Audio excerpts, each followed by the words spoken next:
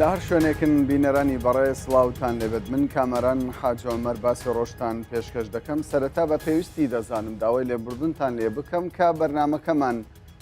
ئەم ئێوارەیە بەهۆی گرفتی تەکنیکیە وەکو هاوکارانم پێیان ڕاگەیاندم بەهۆی گرفتی تەکنیکیەوە نەمانتوانی لە کاتی خۆیدا بەرنمەکە پێشکەش بکەین. وەک دەزانرێ هەموو ئێوارەیەک لە ئەکرانەکانی کوردستان 24 کاژمێر 7 و 5 خولک باسی ڕۆژ بە شێوەیەکی ڕاستەوخۆ پێشکەش بە ئێوەی خۆشەویست دەکرێت. لەم بەرنمەیەدا دیارە میوانداری هەریەکە لە بەڕێزان شێخ جعفەر شێخ مستەفا فەرماندەی هێزەکانی هەفتا و ئەندامی مەکتەبی سیاسی یەکێتی نیشتیمانی کوردستان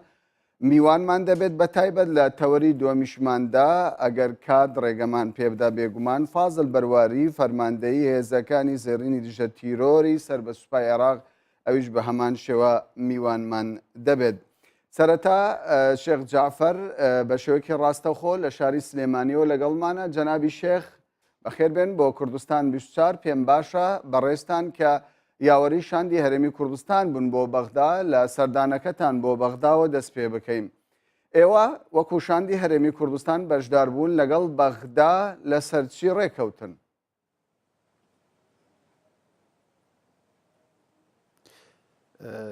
دیارە شاندەکەمان بۆ بەغداد گرنگی خۆی هەبوو و هەم لە ناوخۆ و هەم لە دەرەوە و هەم لە ئاستی عێراقیش ئەهمێتێکی زۆر و گرنگیەکی زۆری پێدرا. دیارە مەبەست لە شاندەکە ماوەیەکی ئەوە بوو کە پەیوەندەکانی بینی هەرێم و بەغداد دروست ببێتەوە و هەوڵ بدرێ ئەو گرفتانەی کە هەیە چارەسەر بکرێ و دەستنیشان کرێ. چونکە ماوەیەکی زۆر بوو پەیوەندەکانی هەرێم و بەغا لە ئاستێکی زۆر خراپا بوو. وەفدەکەمان پێشوازیەکی زۆر گەرمی لێکرا لەلایەن ڕئیسی وزەرا و حکومەتی بەغا و لەلایەن ئەحزابی شیعی و سونی و هەموو شەخصیات و ئەوانەوە. بەحەقەت دیارە ئەو وەفدە ئیشی ئەوە نەبوو کە بچێتە وردەکاری، تەنها بۆ ئەوە بوو کە حوسنی نییە پیشان بدا لەگەڵ ئەوەیش کێشەکان دەستنیشان بکرێ و لە دوایە بەجێ بهێڵێ بۆ حکومەتی هەرێمی کوردستان و حکومەتی عێراق بۆ ئەوەی کە لیژان دروستکەن و کۆمیتە دروستکەن و هەوڵ بدرێت هەموو ئەو کێشانەی کە هەیە چارەسەر بکرێ. باشە، ئێستا قسەی زۆر لەسەر ئەوە دەکرێت کە بەغدا بە شێوەیەک لە شێوەکان ینی ئەمڕۆکە حکوومەتی عێراق بە فەرمی باسی لەوە کردووە کە لە ماوەکی نزیکی داهاتوودا پرسی بودجێ هەرێمی کوردستان بە تەواوەتی چارەسەر دەکرێتەوە. بەغدا ئامادەیە پارەی هەرێمی کوردستان بودجێ گشتی هەرێمی کوردستان ڕەوانەی بەغدا بکە. ئایا ئەمە پێشتر لە سەردانەکەتاندا بۆ بەغدا ڕێککەوتن لەسەر ئەم تەوەرانە نەکراوە؟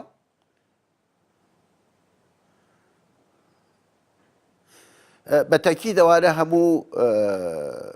نقاتی بەحث بوون و لە هەموو کۆبوونەکان باس کراوە بە تایبەتی لەگەڵ ڕئیسی وزەرا و لەگەڵ حکومەتی عێراقی کە ئەوانەی پەیوەنددارن بەو مەسەلەیەوە و بۆ هەموو مەسەلەکان بەڕاستی زۆر بە گەرمی پێشوازی کرا لەوەی کە هەوڵ بدرێت بۆ چارەسەرکردنیان و دیارە یەکێک لەوانە ئەو میزانی هەرێمی کوردستانە کە زۆر بە گەرمی باسی لێکراوە وعدراوە چارەسەر بکرێ و بە تاکید دیارە ئیستر کاتی ئەوە هاتووە کە هەنگاو بنرێ و نەتائیجی سەردانەکە دەرکەوێت کە بە شێوەیەکی ئیجابی. باش، چوا دەکات بەغدا و هەرێمی کوردستان ئەوەندە بە گەرمی ینی لەگەڵ یەک دابنیشن و گفتوگۆ بکەن؟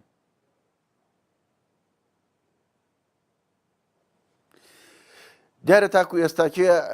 هەرێمی کوردستان ئقلیمێکە یا هەرێمێکە لە عێراق، جا نەبووینەتەوە لە عێراق. ئەمە یەکێکی دووهەم ئێمە ئیمڕۆ هەڕەشەیەکی گەورە لەسەر هەموو عێراقەیە بە کوردستانیشەوە کە ئەوە هەڕەشەی داعشە، یعنی دوژمنێکی مشتەرەکمان هەیە لەگەڵ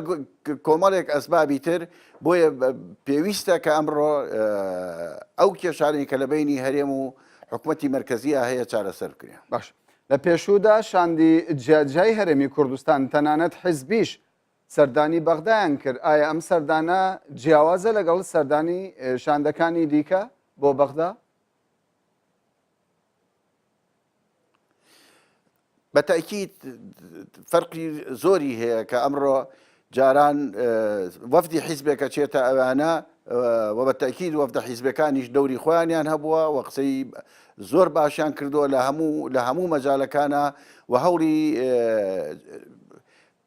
باشترکردنی پەیوەندیەکانی بینی هەرێم و مرکزیان داوە و فەرقەکەی لەوا بوو کە ئەم جارە جەنابی کاک مەسعود لەگەڵ وەفدێکی کە پێکهاتبوو لە چەند حیزبێک سەردانی بەغای کرد کە یەکدەنگیەکی پیشانی عێراقدا کە لە کوردستانە هەیە. باش قسەی زۆر لەسەر مەسلەی سربەخۆیی هەبوو لە هەرێمی کوردستان پێش سەردانەکە و پێش سەردانەکە جێگری سەرۆکی هەرێمی کوردستان باسی لەوە کرد کە ئەوان بۆ بەدەستهێنانی دیاریکردنی مافی چارەخۆنووسینی خەڵکی کوردستان دەچنە بەغدا. ئێستا زۆر قسە لەسەر ئەوە دەکرێت کە هەرێمی کوردستان دەستبەرداری پرۆژەی سربەخۆیی بووە بەرامبەر بە بەغدا. ئێوە لە بەغدا بوون پرۆژەی سربەخۆییتان باس کرد، ئایا ئێوە بە بەغداتان ڕاگەاندووە کە دەستبەرداری پرۆژەی سربەخۆیی دەبن؟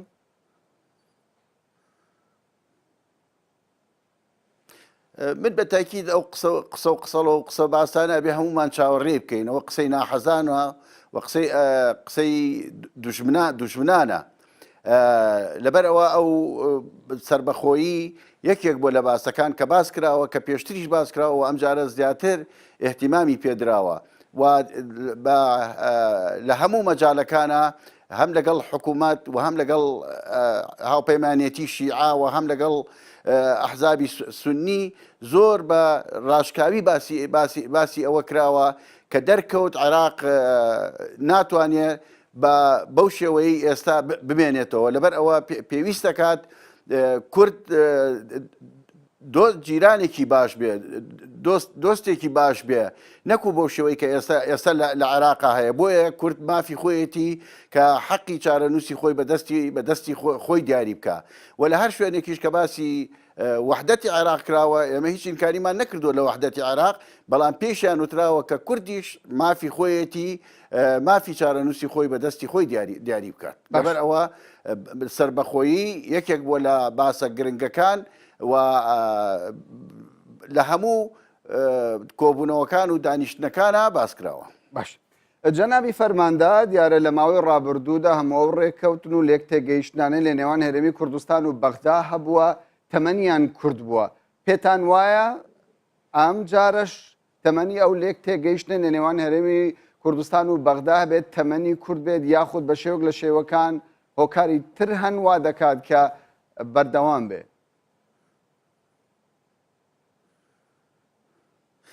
لە ڕاستیدا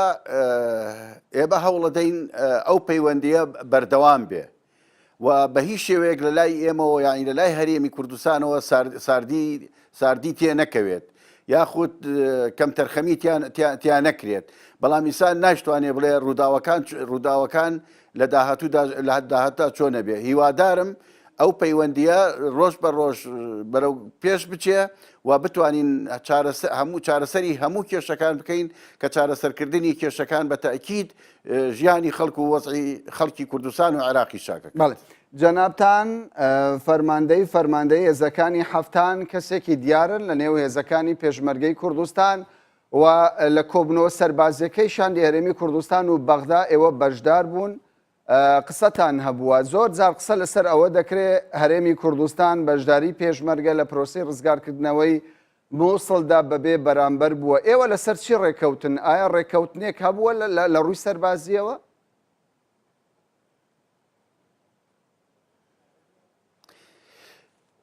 پێش هەموو شتێک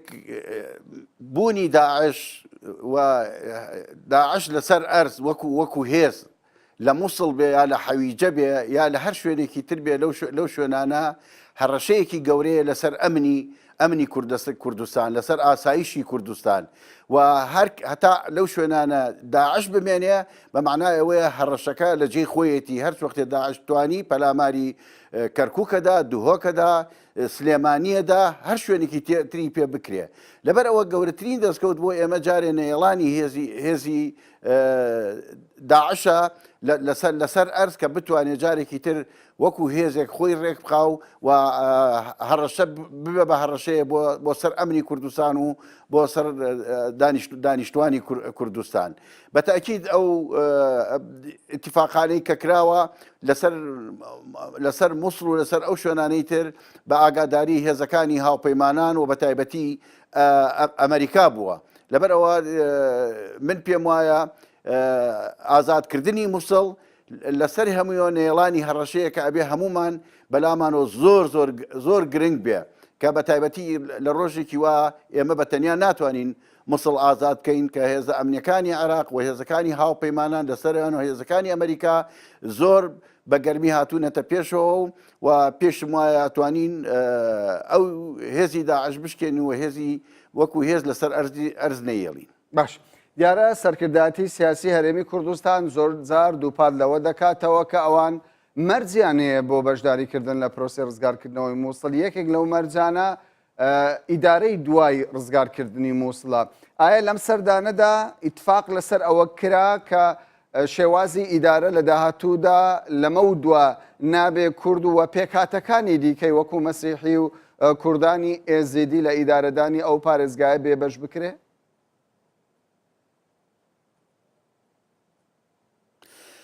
ئێمە زیاتر مەبەستمان لەوە بوو کە ئیتفاقێکی سیاسی هەبێ بۆ ئیدارەی مووسڵ بۆ ئەوە بوو کە کارەساتی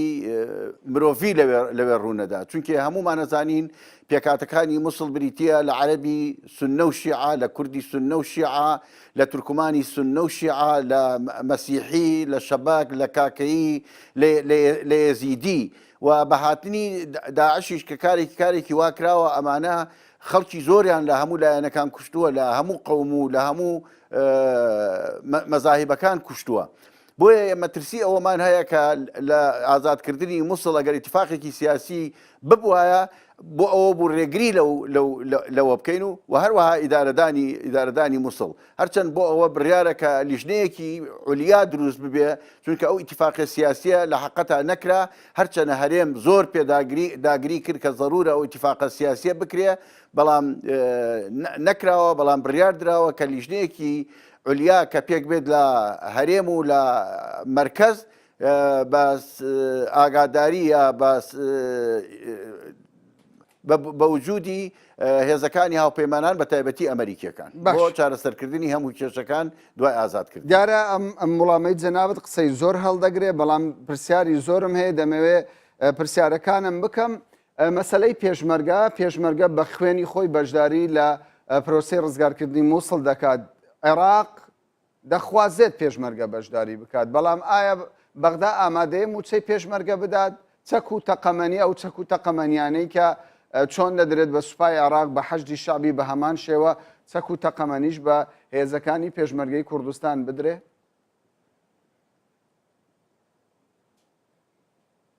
ئومێد دەکەین ئەو نزیکبوونەوەی هەرێم و عێراق کە هەوڵە درێ بۆ چارەسەرکردنی هەموو کێشەکان یەکێ لە کێشە سەرەکی و ئەساسیەکان موچەی پێشمەرگەیە لەگەڵ ئەو کێشانەی تر کێشەی پێشمەرگەیش لەگەڵ حکومەتی مەرکەزی چارەسەر کرێەوە. حکومەتی مەرکەزی کە بڕیارە و بووە بە یاسا حدودی 5 بۆ 6 ساڵ لە پەرلەمانی عێراق لە یاسای موازنە دەنگی لەسەر دراوە و بۆ بە مادەیەکی قانونی کە بێ مەرکەز معاشی پێشمەرگە بدا، هیوادارین لە چارەسەرکردنی کێشەکانە ئەوەش یەکێک بێ لە چارەسەرەکان، چونکە وە گوتم ئەوە یەکێکە لە کێشە هەرە گەورەکان و کێشەیەکی سانەوی نییە بە نیسبەتی هەرێمەوە. بۆ مەسەلەی چەک و تەقەمەنی و ئەوە دیارە ئێمە وەکو هەرێم لیستی خۆمانمان داوە بە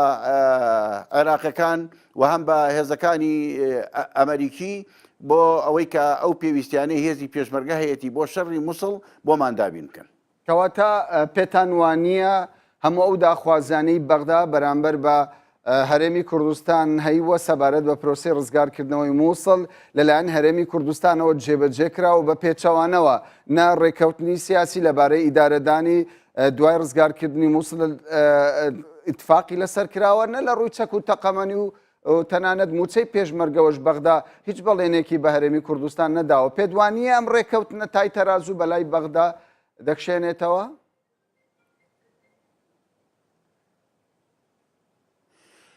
من پێم وانییە هەموو کێشەکان بتوانین بە ڕۆژێک یا بە دوو ڕۆژ کێشەی چەندین ساڵ بەو هەموو کۆسپەی کە لە ڕێگایەتی بە ڕۆژێک یا بە دوو ڕۆژ یا بە مانگێک چارەسەری هەموو کێشەکان بکرێ. بە تەکی چارەسەری کێشەکان هەر هەمووی بەو پەلەپەلە ناکرێت، بەڵام ئەگەر نیەت هەبێ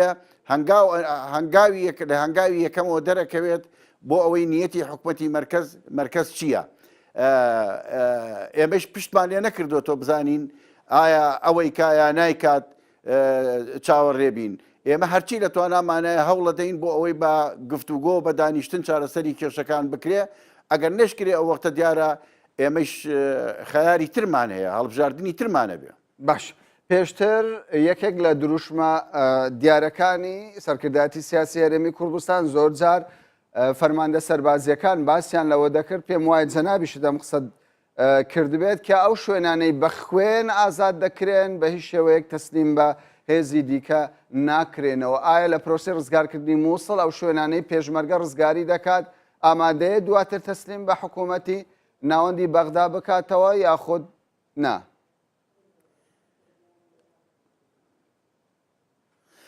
ئێمە ئەو شوێنانەی کە ئازادمان کردووە ناوچەی کوردستانی دابڕێنراون لە کوردستان، خاکی شوێنێکی ترمان داگیر نەکردووە تاکو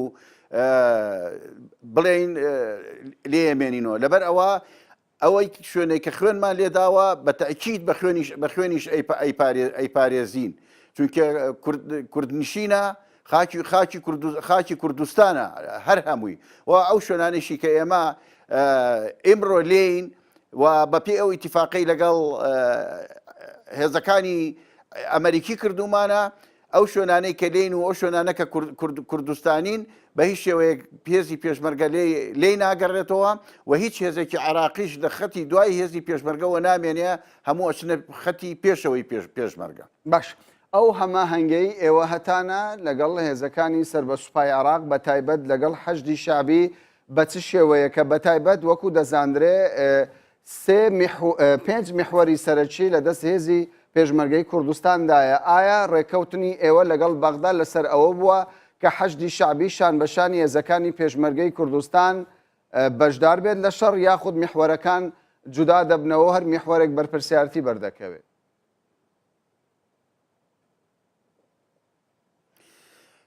لە بوسڵ ئێمە هیچ مەرجێکمان نییە یا هیچ شەرتێکمان نییە بۆ ئەوەی کێ بەشدارەکە یا کێ بەشدار ناکە. ئێمە مەسئولین لە میحوەرەکانی خۆمان و ئەو میحوەرانەی کە هێزی پێشمەرگەی لێیە. لەبەر ئەو میحوەرانەی کە خۆمانی لێن خۆمان ئەتوانین عملیە بکەین و خۆمان ئەتوانین ئەرز ئازاد بکەین لە توانای خۆمانایە. لەبەر ئەوە پێویستیمان بە هیچ هێزێکی تر نییە بۆ ئەوەی کە بێتە هاوکاری و یارمەتی دەرمان. بۆیە هێزە عێراقیەکان میحوەری جیاوازی خۆیانە نەبێ و قیادەی جیاوازی خۆیان نەبێ و تاکو ئێستاکێ بڕیار نییە حەشدی شعبی بەشداری بکات لە ئازادکردنەوەی مووسڵە. تەنها سوپای عێراق لەگەڵ پۆلیسی فدراڵ لەگەڵ حەشدی وەتەنی کە ئەوانە سنەن و خەڵکی ناوچەکەن و لەگەڵ هێزی پێشمەرگە. بەڵێ دیارە کات ڕێگەمان نادا زێدەتر گفتوگۆ بکەین، بەڵام پێم باشە کۆتا پرسیارم بەوە کۆتا بهێنم کە چاوەڕێ دەکرێتن لە ڕێگای داوەتنامەیەکی فەرمی کۆماری ئیسلامی ئێرانەوە سەرۆکی هەرێمی کوردستان مەسعود بارزانی سەردانی تاران بکات. ئایا ئەو شاندەی کە یاوەری سەرۆکی هەرێمی کوردستان بۆ بەغدا هەمان ئەو شاندەنە دەبن کە یاوەری سەرۆکی هەرێمی کوردستان بکەن بۆ کۆماری ئیسلامی ئێران؟ هیچ زانیاریەکتان لەو بارەوە هەیە کە بیدەن بە بینەرانی کوردستان 24؟ دیارە ئەو داوەتنامەیە ماوەیەکی زۆرە هەیە کە بۆ سەردانی جەنابی کاک مەسعود بۆ جمهوری ئیسلامی ئێران شەرت نییە هەمان شاند بێت، ئەوە کەوتۆتە سەر ئەوەی کە چۆن اتفاقی لێسەر دەکرێت و کێ پێویستە، چونکە بۆ هەر جێگایەک کەسانێکی جیاواز پێویستن. ڕەنگە ئەو شاندەی کە بۆ عێراق پێویست بووێ بچێ هەمان شاند پێویست نەبێ بچێ بۆ ئەوانە، بۆ لە وەفدەکە وا هەڵەبژێرێ کە گونجاو بێ بۆ چوون بۆ جمهوری ئیسلامی ئێران و بگونجێ لەگەڵ ئاستی ئەو شوێنەی کە بۆ یەچن. شێخ جعفەر شێخ مستەفا فەرماندەی هێزەکانی هەفتا و ئەندامی مەکتەبی سیاسی یەکێتی نیشتیمانی کوردستان کە بە شێوەیەکی ڕاستەوخۆ لە شاری سلێمانیەوە لەگەڵمان بووی، زۆر سوپاسی بەڕێستان دەکەین. بەڵێ بەڕێزانم، ئێستاش دەچینە ناوبڕێکی کورت و دواترش لەگەڵ میوانمان فازل بەرواری فەرماندەی هێزەکانی زێڕین لیژە تیرۆری سەر بە سوپای عێراق گفتوگۆ لەسەر هەمە هەنجیەکانی سوپای عێراق و هێزەکانی پێشمەرگە سەبارەت بە پرۆسێ ڕزگارکردنەوەی مووسڵ دەکەین. دەچینە ناوبڕێک.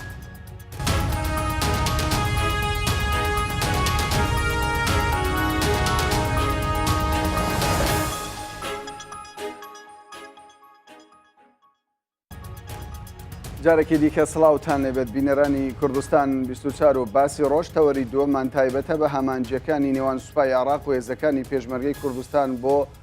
ڕزگارکردنی مووسڵ لە دەستی داعش بۆ قسەکردن لەسەر ئەم مژارەش بە شێوەیەکی ڕاستەوخۆ لە هەولێرەوە فازل بەرواری فەرماندەی هێزەکانی دژە تیرۆری سەر بە سوپای عێراقی لەگەڵمانە. بەڕێز فازل بەرواری بەخێرهاتی بۆ کوردستان 24. دەخوازم دەستپێکی بپرسم، یعنی ئنگۆ گەلک شەڕ و ئۆپراسیۆنی جودا لە پارێزگای ناوەڕاستی عێراقی بەشدار بوونە، جیاوازی چاوا دەبینن دنابەرە ئۆپراسیۆنێ دژ بە داعش لە فەلوجێ و ئۆپراسیۆنێ نوکە کە هەمی هێزن جودا جودا ئامادەکاری دەکەن بۆ ڕزگارکردنە مووسڵ؟ براستي ممنون ابرو اماتين وك بو استطلاع بو منطقه خازر براستي بيشوازي ما تكرني بلاد بيشمرقاي ومسؤولي محوري و تشك باش بو بروكا يعني او منطقه مديتن امر فوجت خو امر لوات خو ماينون او منطقه ديت بركو تنسيق بيتا كرني بيجبا قال براد بيشمرقا كو امشين میسل کنترل بکەین. باشە، باوەڕ دەکەن یعنی شەڕا فەلوجە دگەل بەراورد بکەن دگەل شەڕا مووسڵێ زێدەتر زەحمەتتر بی ji ber çi gelek car dibêjin şerê yanî operasyonê Mosul zêdetir zehmettir e digel bajarên dîn Iraqê. براستي بوتا اك تجارب ما هنا الرمادي والهيت والمناطق الرمادي وان منطقة رمادي هميش كيسو 2000 مدني تدابون، الهيت سو 5000 مدني تدابون، يعني انه كميسل مليونك وحصت تعدادوي انه كميسل دايا بتر ام ترسيش مواطنين ميسلي نجد داعش ترسين ووك داعش امشين يعني بمتب بروجا كنترولا قال منطقة بهذا كرني او بشكينجي وخونا جرند ميسل دا، بس مشكلة مع عائلة ميسلة يعني عدد اسكانيون حتى انه كانت اعداد ما هي مليونك وحصاد بشر مثل دنا مدني كان ابي خلكي ام ديشين روانا كاينه بيشخو بالشري عرضت امانه بو لازم محافظه مثل قلما كونتاك هبيت وسيارات تحاضر بن تشد تحاضر بن ومخيمتهم تحاضر بن اوان عائله منين الداخلي باجر ده شكود التاثير وان عائله بيت مثل صناعيه بزور صناعيه بس مشكله مع عوائلن باش gelek car dibêjin serkeftinî her hêzek li rêgeyê dezgahê hewalgiriye sîxuriye ngo wekî supayê Iraqî hewalgiriye we çawa behsê navbajarê Mosul dike ecebe Daeş bi temamî xwe amade kirdiye hindek car dibêjin Daeş dixwazî vegerîte Sûriye û şerekî gelek bihêz naka yanî zaniyarî destê we çi ye؟ براستي برا بالنسبة لمنطقة غير وقت ما هاتين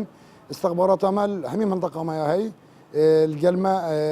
دقيق تجينا مدرج جينا معلومات كامل الجيارة قلق أوقاسي هبون ويعني شركة بدل ياخد كر يعني ميرانات كروان بس أمشان المنطقة غيارة أو بينش كاندن وهكر قوات دي في مرة هبون أمشان حتى بجينا حمام علي وغزلاني جي أو وقتها بس قوات نبون شارعي مسكا عردي بكن مشكلة ما مسكا عردية مسك عردي بيتا جرتن ديف مرة بشتما بيتا جرتن صناعي ترى ونوكا وضعوان زوري آل زبود مثل دا او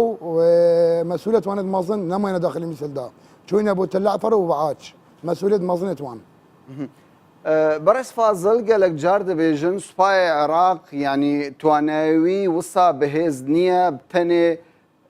بارزقايا موصلة دستة داعش رزقار بكاد يعني 2 سال زيدتر آمادكارية كي بهز دي تكرن لدردور بارزقايا موصل بو رزقار كردنا او بارزقايا آية يعني سباين عراق دكاري ببي بجدارية حشد الشعبي موصل بيت رزقار كرن والله مثل وك رمادي قوي نبون او داعشت رمادي دا الجامعه وداخل رمادي والهيت ومنطقه عين اسد اوان منطقه شرق المذكر ابد مثل بروبريوان شنين وبراسي يحج الشعبي او تابع مننا او تابع سياسيه وحكمه عراقيه بس وكدي محورت ما ابد سداميس البيت ان شخازري بتشيت ان جياره بيت بحمام علي او همي تشكيله جيش عراقنا والشرطه الاتحاديه بس محور ما اساسي دو محور ما هنا الخازري دركبين بو مثل باشا نقول وكي فرمانديكي دياري سباي عراق هزكاني دجا تيرور بجداري كردنا هزن بيجمرگي كردستان بگرين دزانن ضروره والله ابا همي امتكين بو باقش كرنا مثل وشخودير بيخين ابان داعشا بيشمرقه لازم ضروريه القلمه مشاركه بكات وعمل بيك بينهم همي بيك و اقدس بين ديشين بزيترين وقت مثل باقش كين باشا جبرت شي يعني همي لاين وصا دخوازي امريكا فرماندين سربازي عراق برپرسان سياسي عراق همي دخوازن پێشمەرگە بەشداری وان ئۆپراسیۆن بکە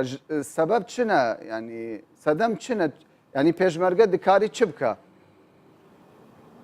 براستي اسنا سياسي مبدأ دو اخفنا بيجن وكي سربازي من دبيج بيشمرقه اك بيشمرقه منطقه دستي واندايا اوان قلا خين ريتيا شهيد دانا بريندار دانا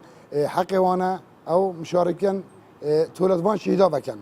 يا دوي خلكي مثل فيت همي بهنا منطقه دهوك واربيل وشيخان واتروشوان منطقه او اوريتوان او وقت وديد بن بر ابدو نقطه اساسيه وخط دي استراتيجيه قال بيشمرقي مثل استراتيجيه قال بيشمرقي باش يعني سباي عراق ببي بيشمرقه نكاري موصل رزقار بكا والله اصنام انا كاريد بس بمتى يعني لازم مشاركه بيك بابيت دابشين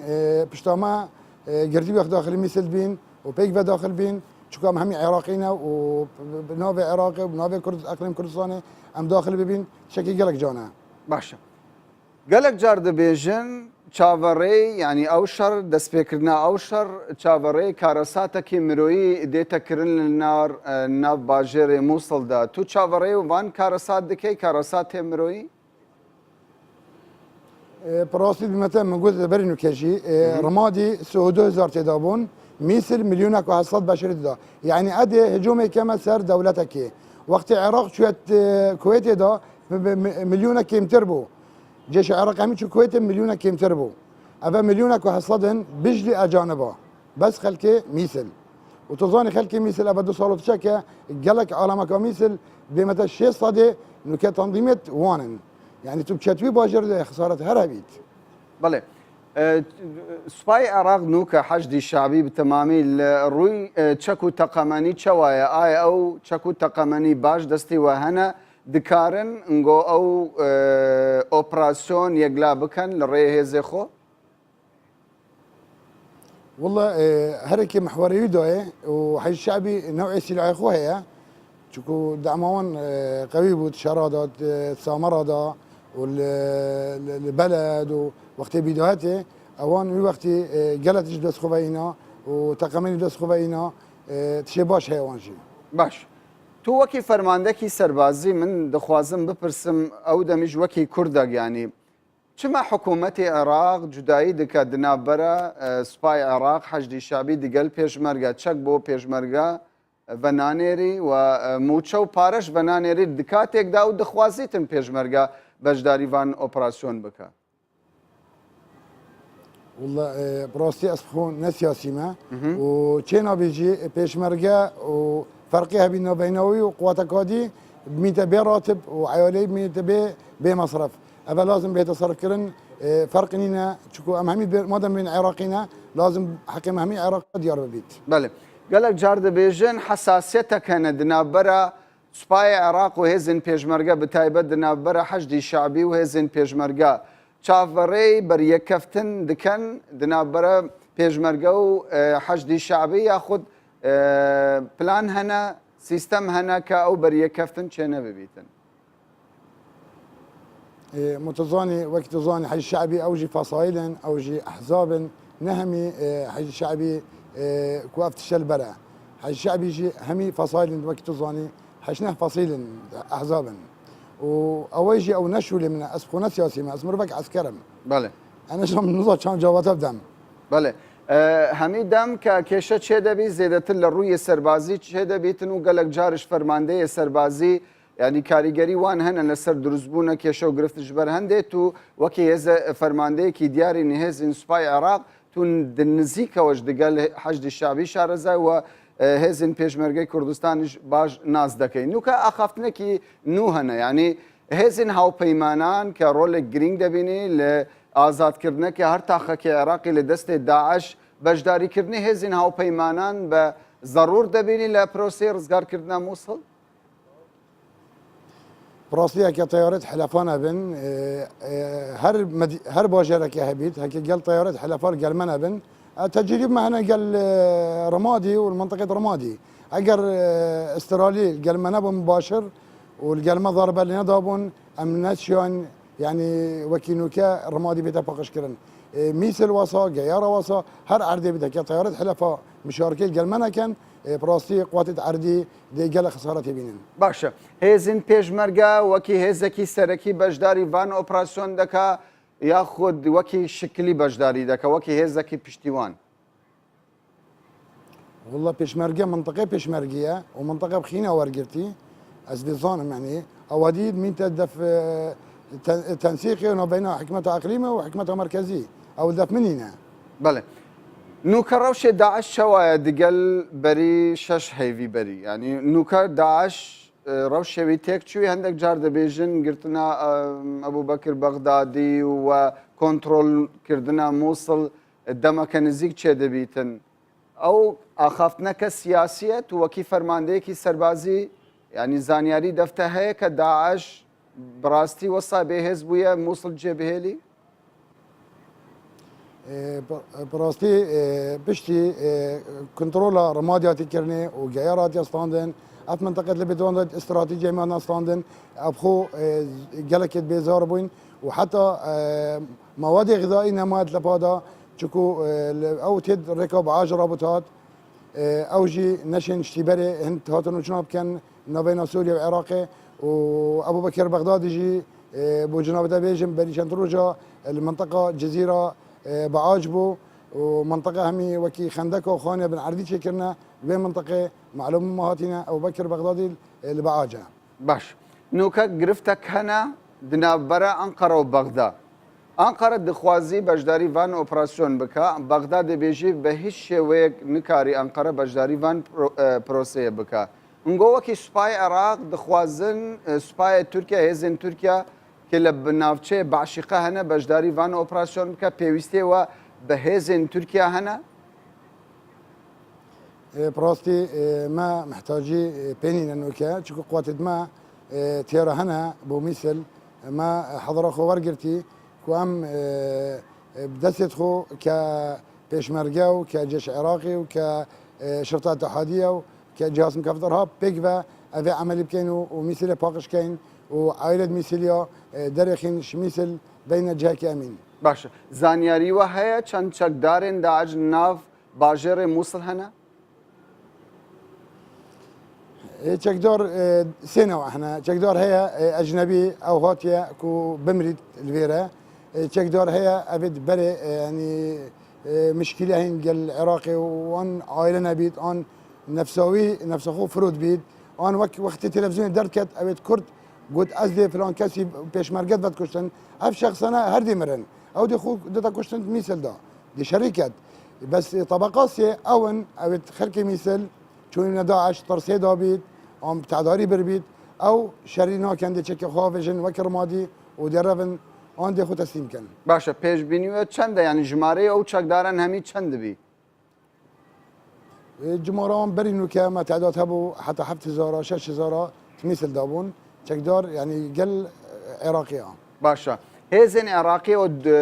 کۆتا پرسیاری منە هێزن عێراقی بتەمامی دگەل حەشدی شعبی چەند سەربازی وی هەنە و چەند بەشداری وان پرۆسە دەکەن.